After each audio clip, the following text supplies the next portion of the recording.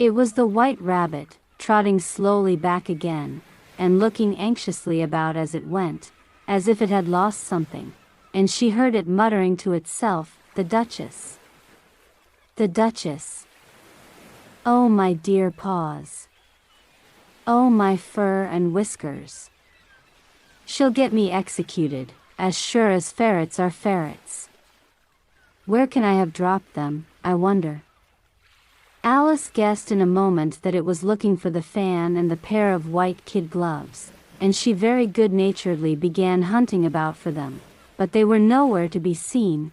Everything seemed to have changed since her swim in the pool, and the great hall, with the glass table and the little door, had vanished completely. Very soon the rabbit noticed Alice, as she went hunting about, and called out to her in an angry tone, "Why, Mary Ann, what are you doing out here? Run home this moment, and fetch me a pair of gloves and a fan. Quick, now." And Alice was so much frightened that she ran off at once in the direction it pointed to, without trying to explain the mistake it had made. "He took me for his housemaid," she said to herself as she ran. "How surprised he'll be when he finds out who I am. But I'd better take him his fan and gloves, that is, if I can find them." As she said this, she came upon a neat little house, on the door of which was a bright brass plate with the name, W. Rabbit, engraved upon it. She went in without knocking, and hurried upstairs, in great fear lest she should meet the real Mary Ann, and be turned out of the house before she had found the fan and gloves. "How queer it seems," Alice said to herself, "to be going messages for a rabbit. I suppose Dinah'll be sending me on messages next." And she began fancying the sort of thing that would happen. "Miss Alice, come here directly, and get ready for your walk. Coming in a minute, nurse. But I've got to see that the mouse doesn't get out. Only I don't think," Alice went on, "that they'd let Dinah stop in the house if it began ordering people about like that." By this time she had found her way into a tidy little room with a table in the window, and on it, as she had hoped, a fan and 2 or 3 pairs of tiny white kid gloves. She took up the fan and a pair of the gloves, and was just going to leave the room, when her eye fell upon a little bottle that stood near the looking-glass. There was no label this time with the words, "Drink me," but nevertheless she uncorked it and put it to her lips. "I know something interesting is sure to happen," she said to herself, "whenever I eat or drink anything, so I'll just see what this bottle does. I do hope it'll make me grow large again, for really I'm quite tired of being such a tiny little thing." It did so indeed, and much sooner than she had expected. Before she had drunk half the bottle, she found her head pressing against the ceiling, and had to stoop to save her neck from being broken. She hastily put down the bottle, saying to herself, "That's quite enough. I hope I shan't grow any more. As it is, I can't get out at the door. I do wish I hadn't drunk quite so much." Alas! It was too late to wish that. She went on growing, and growing, and very soon had to kneel down on the floor. In another minute there was not even room for this, and she tried the effect of lying down with one elbow against the door, and the other arm curled round her head.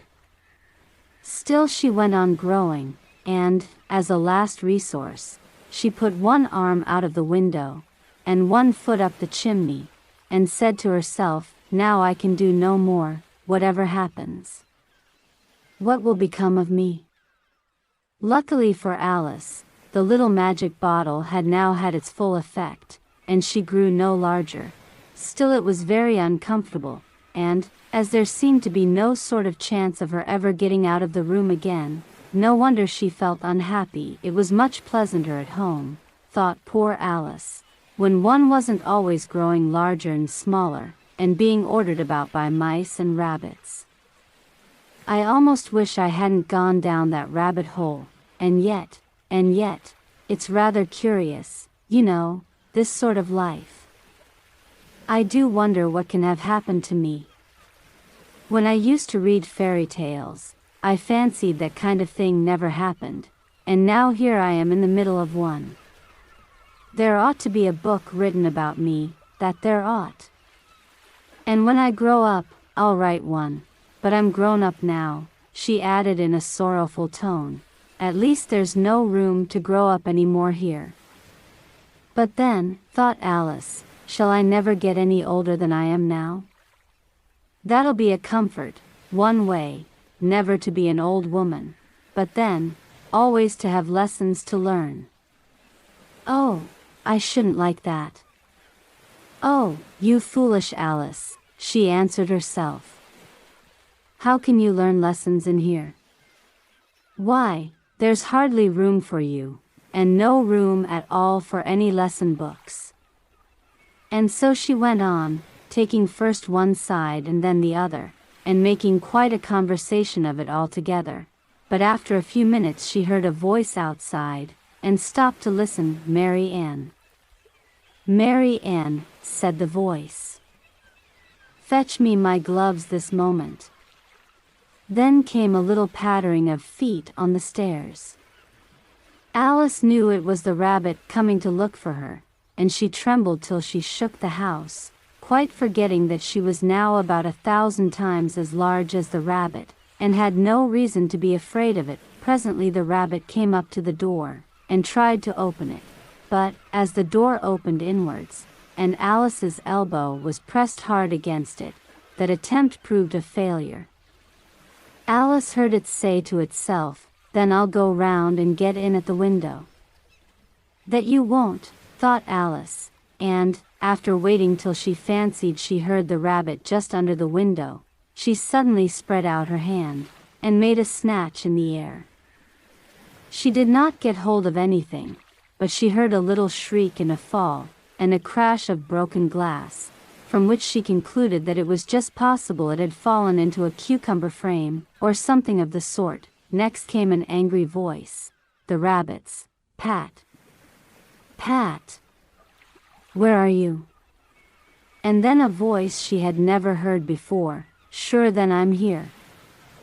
Digging for apples, Your Honor. Digging for apples, indeed, said the rabbit angrily.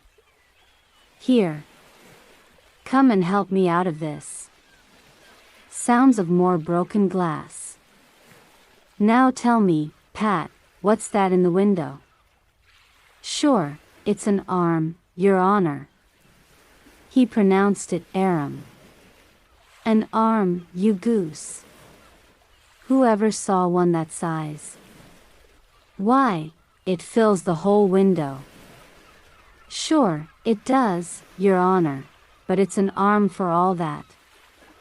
Well, it's got no business there, at any rate. Go and take it away. There was a long silence after this, and Alice could only hear whispers now and then, such as, sure, I don't like it, Your Honor, at all, at all. Do as I tell you, you coward, and at last she spread out her hand again, and made another snatch in the air. This time there were two little shrieks, and more sounds of broken glass. What a number of cucumber frames there must be, thought Alice. I wonder what they'll do next. As for pulling me out of the window, I only wish they could. I'm sure I don't want to stay in here any longer. She waited for some time without hearing anything more. At last came a rumbling of little cartwheels, and the sound of a good many voices all talking together. She made out the words, Where's the other ladder? Why, I hadn't to bring but one. Bill's got the other. Bill. Fetch it here, lad. Here, put M up at this corner. No, tie M together first. They don't reach half high enough yet. Oh. They'll do well enough. Don't be particular. Here, Bill. Catch hold of this rope. Will the roof bear? Mind that loose slate. Oh. It's coming down. Heads below, A loud crash. Now, who did that? It was Bill, I fancy. Who's to go down the chimney? Nay, I shan't. You do it. That I won't. Then, Bill's to go down. Here, Bill. The master says you're to go down the chimney. Oh. So Bill's got to come down the chimney, has he? Said Alice to herself. Shy, they seem to put everything upon Bill. I wouldn't be in Bill's place for a good deal. This fireplace is narrow, to be sure, but I think I can kick a little. She drew her foot as far down the chimney as she could, and waited till she heard a little animal, she couldn't guess of what sort it was, scratching and scrambling about in the chimney close above her. Then, saying to herself, "This is Bill," she gave one sharp kick, and waited to see what would happen next. The first thing she heard was a general chorus of, "There goes Bill." Then the rabbit's voice along, "Catch him, you by the hedge." Then silence. And then another confusion of voices, "Hold up. His head, brandy now. Don't choke him. How was it, old fellow? What happened to you? Tell us all about it." Last came a little feeble, squeaking voice. "That's Bill," thought Alice. "Well, I hardly know. No more, thank ye. I'm better now. But I'm a deal too flustered to tell you. All I know is, something comes at me like a jack-in-the-box, and up I goes like a skyrocket." "So you did, old fellow," said the others. "We must burn the house down," said the rabbit's voice. And Alice called out as loud as she could, "If you do, I'll set dynamite you." There was a dead silence instantly, and Alice thought to herself, "I wonder what they will do next. If they had any sense, they'd take the roof off." After a minute or two, they began moving about again, and Alice heard the rabbit say, "A barrowful will do, to begin with." A barrowful of what? Thought Alice. But she had not long to doubt, for the next moment a shower of little pebbles came rattling in at the window, and some of them hit her in the face. "I'll put a stop to this," she said to herself, and shouted out, "You'd better not do that again," which produced another dead silence. Alice noticed with some surprise that the pebbles were all turning into little cakes as they lay on the floor, and a bright idea came into her head. "If I eat one of these cakes," she thought, "it's sure to make some change in my size. And as it can't possibly make me larger, it must make me smaller, I suppose." So she swallowed one of the cakes, and was delighted to find that she began shrinking directly. As soon as she was small enough to get through the door, she ran out of the house, and found quite a crowd of little animals and birds waiting outside. The poor little lizard, Bill, was in the middle, being held up by 2 guinea pigs, who were giving it something out of a bottle. They all made a rush at Alice the moment she appeared, but she ran off as hard as she could, and soon found herself safe in a thick wood. "The first thing I've got to do," said Alice to herself, as she wandered about in the wood, "is to grow to my right size again, and the second thing is to find my way into that lovely garden. I think that will be the best plan." It sounded an excellent plan, no doubt, and very neatly and simply arranged. The only difficulty was, that she had not the smallest idea how to set about it, and while she was peering about anxiously among the trees, a little sharp bark just over her head made her look up in a great hurry. An enormous puppy was looking down at her with large round eyes, and feebly stretching out one paw, trying to touch her. "Poor little thing," said Alice, in a coaxing tone, and she tried hard to whistle to it, but she was terribly frightened all the time at the thought that it might be hungry, in which case it would be very likely to eat her up in spite of all her coaxing. Hardly knowing what she did, she picked up a little bit of stick, and held it out to the puppy, whereupon the puppy jumped into the air off all its feet at once, with a yelp of delight, and rushed at the stick, and made believe to worry it. Then Alice dodged behind a great thistle, to keep herself from being run over, and the moment she appeared on the other side, the puppy made another rush at the stick, and tumbled head over heels in its hurry to get hold of it. Then Alice, thinking it was very like having a game of play with a cart horse, and expecting every moment to be trampled under its feet, ran round the thistle again. Then the puppy began a series of short charges at the stick, running a very little way forwards each time and a long way back, and barking hoarsely all the while, till at last it sat down a good way off, panting, with its tongue hanging out of its mouth, and its great eyes half shut.